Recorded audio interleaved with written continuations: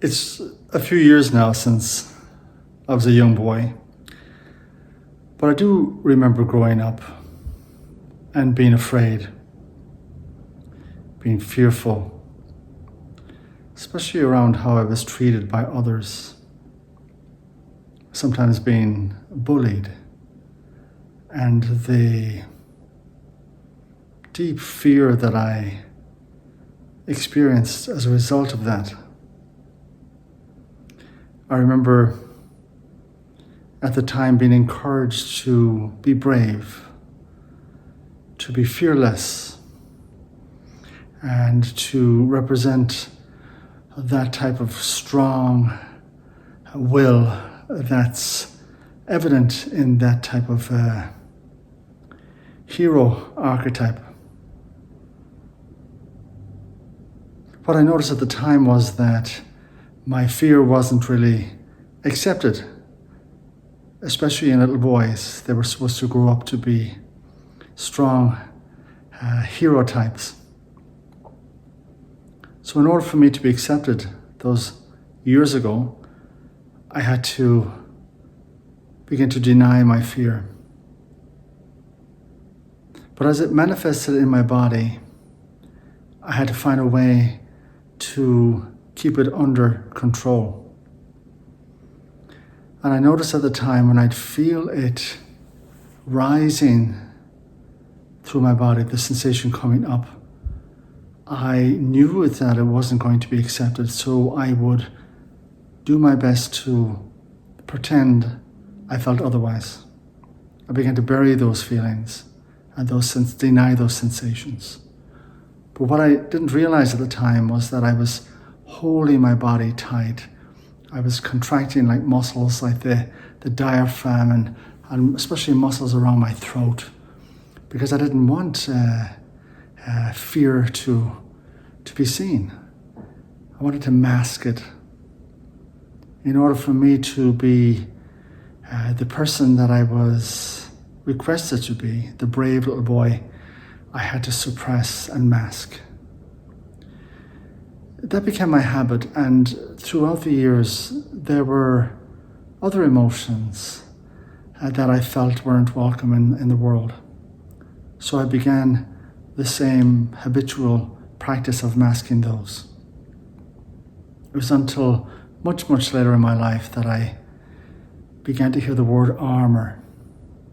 And it's only then that I could understand how as a young child I began to armor myself, to hold my musculature, and then to hold even my connective tissue and fascia in my body, so that I became encapsulated. It's like as if a shell grew around my life. And I lived in that shell for many years, as men often do.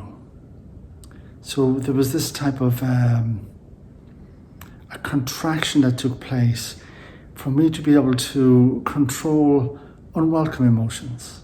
And what I realized much later in my life is that we be selective about emotions. So when I deny one emotion, I deny them all.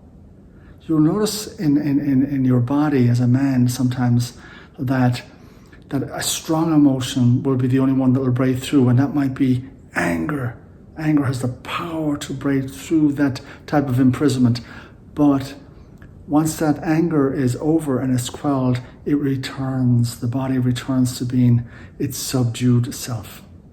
I noticed that this tension and this type of armoring also had an effect where I felt a tendency to withdraw, a tendency to be numb and to not be sure exactly about how I felt, but I could think I felt.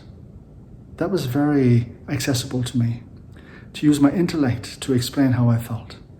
And over the years, this withdrawal led to a type of a numbness. Now, I'm thankful to say that I realized, and the most profound thing I realized, and what I want to share with you today, is that my body gives form to my mind's story. And for years, as a young boy, I created his story, my history. Now, fortunately, I'm much older, And thankfully, I'm much wiser. And I realize how important it is to feel. And I've worked diligently over the years to reclaim those lost parts of myself, to expand the imposed contracture that I grew up with. I even began to breathe differently. I felt that I had to reclaim this landscape that I had become exiled from. And so this shell began to dissolve and I could begin to feel myself. But I do feel that one of the worst calamities is that for me and other men is when we remain encapsulated in that shell. And not alone can we not feel our true sensations, but the saddest reality is that we can't allow ourselves to be felt. And that brings up a lot of sadness in me as a man. And I believe that has been my story for many years, but it's also the story of many men in today's world. I just wanted to come on and spend some time talking about my experience with the armor and how I have worked for many years to help to dissolve this armor. But I can safely say that it is a lifelong process.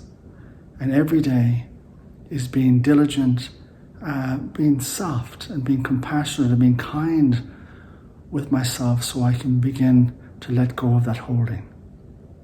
Thank you once again for listening, and I really appreciate the time you've spent with me.